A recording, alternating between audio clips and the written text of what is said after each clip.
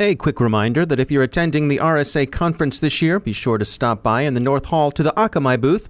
That's N3625, where I will be appearing daily, doing meet and greets and some interviews as well. And of course, we thank Akamai for making these appearances possible. That's Akamai, harnessing the cloud without losing control. We hope to see you there.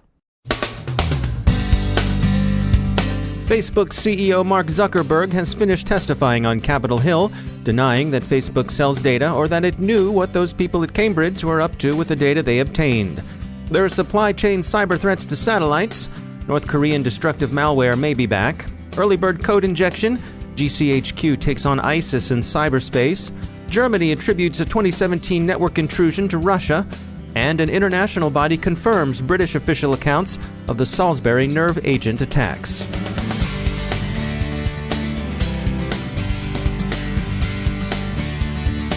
Time for a few words from our sponsor, Cylance. You've probably heard of next-generation anti-malware protection, and we hope you know that Cylance provides it. But what exactly is this next generation, and why should you care? If you're perplexed, be perplexed no longer, because Cylance has published a guide for the perplexed. They call it Next-Generation Anti-Malware Testing for Dummies, but it's the same principle, clear, useful, and adapted to the curious understanding. It covers the limitations of legacy anti-malware techniques and the advantages of artificial intelligence, and why you should test for yourself, how to do the testing, and what to do with whatever you find. That's right up my alley, and it should be right up yours too. So check it out at Cylance.com. Take a look at next-generation anti-malware testing for dummies. Again, that's Cylance, and we thank them for sponsoring our show.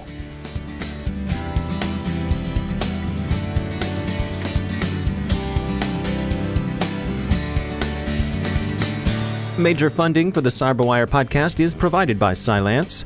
From the CyberWire studios at Data Tribe, I'm Dave Bittner with your CyberWire summary for Thursday, April 12, 2018. Facebook CEO Zuckerberg testified before the U.S. House yesterday, deflecting suggestions that Facebook collect less information. It's complicated, as one's relationship status so often is. Ranking member of the House Energy and Commerce Committee, Frank Pullin, a Democrat of New Jersey, said he was disappointed by Facebook's unwillingness to limit its automatic collection of user data. Mr. Zuckerberg deflected the point by saying that his company's collection of data was, quote, a complex issue that deserves more than a one-word answer, end quote. Facebook's value, of course, lies precisely in the data that it collects and holds.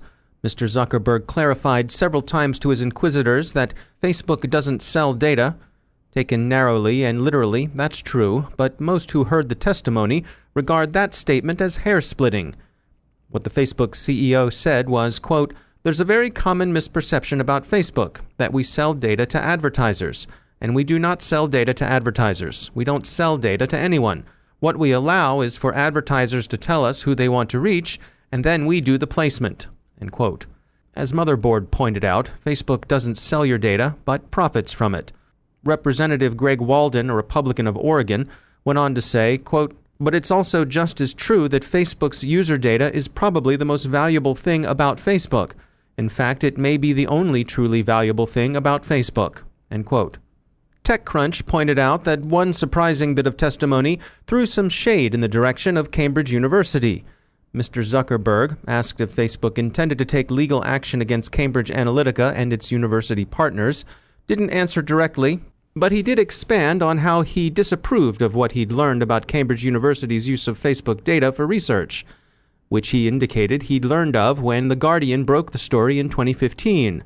Mr. Zuckerberg said, quote, so we do need to understand whether there is something bad going on at Cambridge University overall that will require a stronger action from us, end quote. He and his direct reports may not have known, but plenty of people at Facebook almost surely did. Cambridge University wasn't amused and offered the following statement, quote, we would be surprised if Mr. Zuckerberg was only now aware of research at the University of Cambridge looking at what an individual's Facebook data says about them. Our researchers have been publishing such research since 2013 in major peer-reviewed scientific journals, and these studies have been reported widely in international media. These have included one study in 2015 led by Dr. Alexander Spector Kogan and co-authored by 2 Facebook employees. Mr. Zuckerberg's testimony is now in the books. Congress will continue its deliberations and inquiries. The city of Atlanta recently made headlines for falling victim to a ransomware attack and the amount of time it's taken to get things back up and running. Oren Falkowitz is CEO at Area 1 Security, and he shares his take on the situation.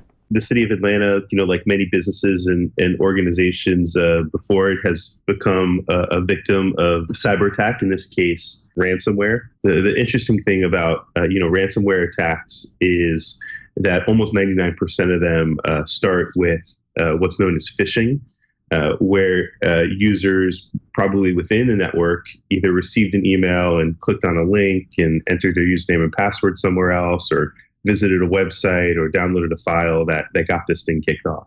And so I think what struck a lot of folks is how long it's taken them to get things back up and running. Yeah, absolutely. Well, I think, it's inextricably tied to preparedness. In this case, the city, and I think some of the public comments from the city have indicated that they really just weren't prepared for this, either in preempting or taking early action to prevent the incident from happening to begin with, and secondly, from mitigating the fallout therefrom. That being said, it's not atypical. Once attackers get very deep inside your network, it is very difficult to root them out, and it does often shut down operations. You may recall in the Sony hack a few years ago, they resorted to using pen and paper for a little while. This is a very common phenomenon that once you get to this point, it's really hard to rebuild the integrity and trust within your computer systems. Yeah, and there's that old saying that an ounce of prevention is worth a pound of cure. What do you suppose they could have done a better job with to prevent this in the first place? It's probably a little bit too early to give a definitive statement, not knowing all of the details, but it's clear that a greater focus on preempting phishing attacks, which is likely how these types of ransomware got into the network. And I'm sure there are a variety of other mechanisms that we'll learn about over the coming weeks. We hear a lot recently that the bad guys are relying on things like phishing, these human factors, to be able to get into the systems because it's inexpensive and it works. How much of the solution to this is a technical one, and how much comes down to training? Well, training, is a totally inefficient and ineffective solution for this. Everybody has a training program, and if it was an effective solution, there would be far less breaches. There's no evidence that humans can be trained to become perfect robots in any discipline. We've done training in our armed forces. We do training in sex education. We do training in the ability to drive cars, and we continue to see humans operate with lots of error rates there. It only takes one person to click. This is a problem that needs to be solved with technology. It's perfectly within our capabilities to do that, but it requires the right kind of focus. The interesting thing about phishing is that over 95% of all the incidents that are occurring around the world begin with phishing. And so it is the root cause for insecurity, for damage, for societal, collapse as it relates to cybersecurity. And it needs to be solved with a technological approach. The cybersecurity industry today is suffering from a lack of accountability.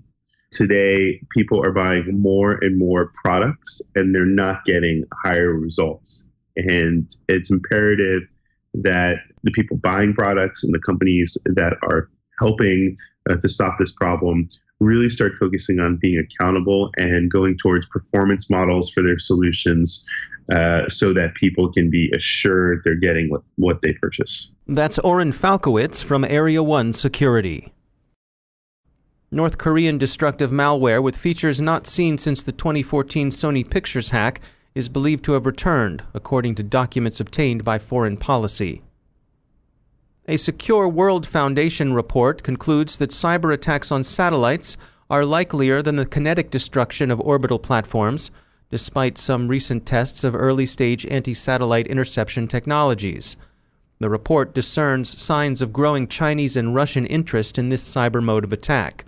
It conceives the risk as largely a supply chain problem, with Russian or Chinese suppliers of code and subcomponents building exploitable vulnerabilities into the satellites whose manufacture and operation rely on a globalized network of suppliers.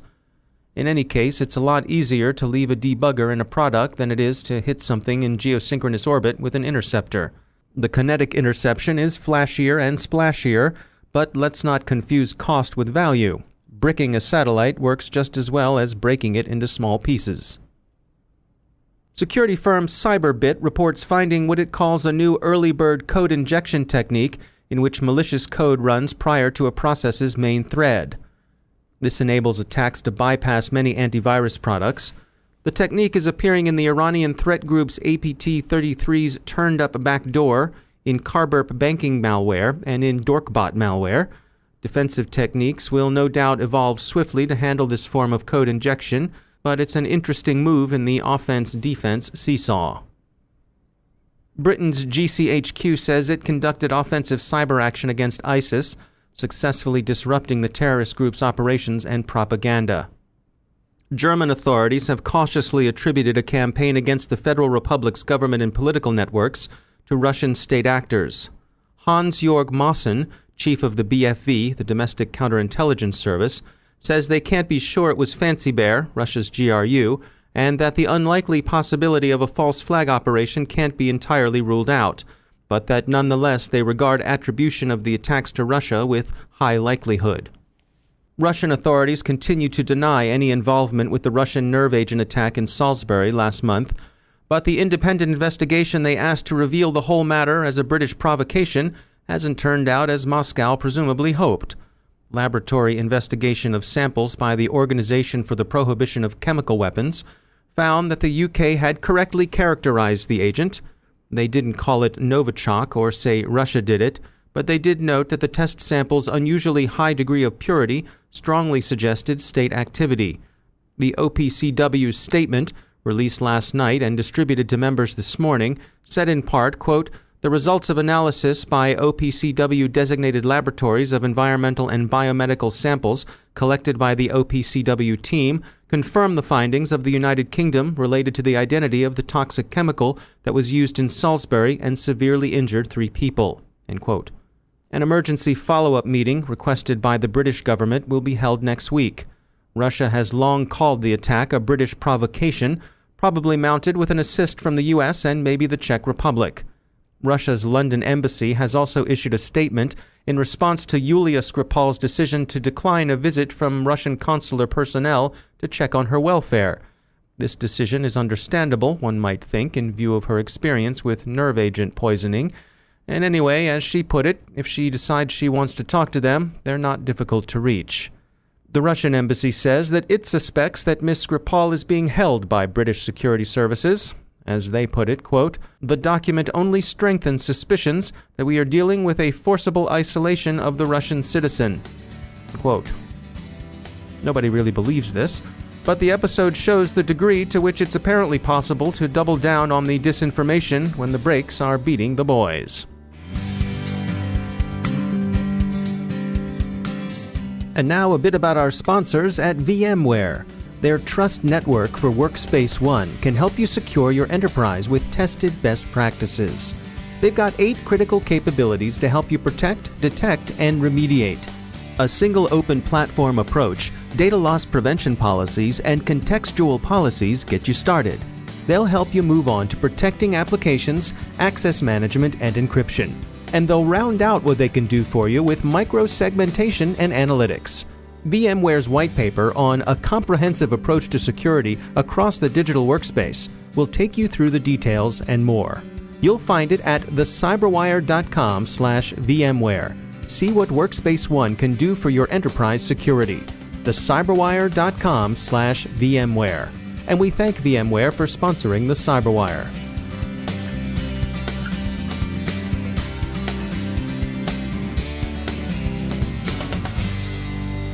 And I'm pleased to be joined once again by Chris Pullin. He's the Director of Connected Product Security at Booz Allen Hamilton. Chris, welcome back. I saw an interesting article come by from Ars Technica, and it was singing the praises of the latest Cadillac that has a feature called Super Cruise, which is one of many of these self-driving systems that some of the high-end cars have. Well, some of the things that struck me about this Cadillac system was that it has sensors built into the steering wheel that keep an eye on you while you're driving, and specifically while this auto driving system is engaged, to make sure that you are keeping your gaze on the road. So it's actually monitoring your attention.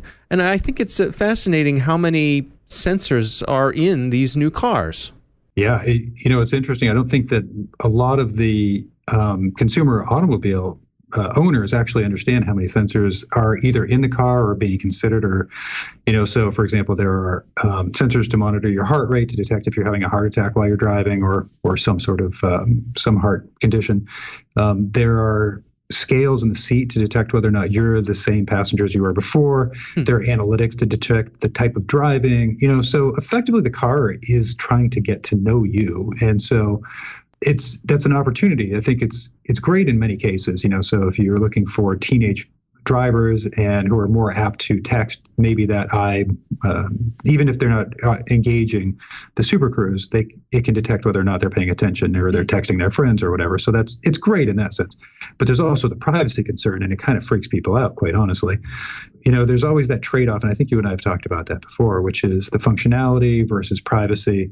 And how do you get past, and I know this is not exactly what the uncanny valley is all about, but it's pretty close, which is that even though the cars don't look like humans, which is technically what uncanny valley is characterized as, it's still a smart automobile. And so when do people get beyond the creepy feeling that the vehicle knows too much about them, or that their Echo Dot knows too much about them, or their Google Home, is listening in on them? So we're kind of in this weird little area. We're getting acclimated. And I heard a story, maybe from you, by the way, that elevators used to have elevator operators back in the 1920s and 30s. Yes. Were you the one who told me this? I was. But go on. It's a good story. Yeah, because even though the elevators could, in fact, operate autonomously, the people could do what they do now, which is press the button and the elevator would operate without the operator. They felt more comfortable with someone who was an expert to actually operate the elevator. Right. And so it's sort of this interim step. It's this, it bridges you between something you're familiar with and something that you're not. And that's what's happening with the automotive industry right now. And I actually heard somebody, I know I'm going a little bit off topic. I was listening to the radio and the hosts were talking about the fact that they're non-technical people, that there are autonomy, full autonomy, I believe, if I heard this correctly, has been legislated. It's being allowed in California or some places in California for some cars. Right. And so they were like, I'm never going to get into a self-driving vehicle. And then one of the hosts said, well, what happens if it's snowing out? And I find that an odd thing to think about in a negative way, because humans are notoriously awful at driving in the snow. Right. In fact, I think that those same hosts were talking about how bad people drive in the snow and the rain in the first place. And so vehicles are going to be better at doing that than humans are in the first place, once you get beyond certain technical challenges that, I think we're either past or we're right on the verge of passing. So I think it's kind of interesting that there's this perception that humans are still better at doing things than machines are in some cases. Yeah, no, it's interesting. It'll be interesting to see how that transition goes. Chris Pullin, thanks for joining us. Thank you. And that's the Cyberwire. Thanks to all of our sponsors for making the Cyberwire possible, especially to our sustaining sponsor, Cylance. To find out how Cylance can help protect you through the use of artificial intelligence, visit Cylance.com. And thanks to our supporting sponsor, VMware, creators of Workspace ONE Intelligence. Learn more at VMware.com. The Cyberwire podcast is proudly produced in Maryland out of the startup studios of Data Tribe, where they're co-building the next generation of cybersecurity teams and technology. Our show is produced by Pratt Street Media with editor John Petrick, social media editor Jennifer Iben, technical editor Chris Russell, executive editor Peter Kilpie, and I'm Dave Bittner. Thanks for listening.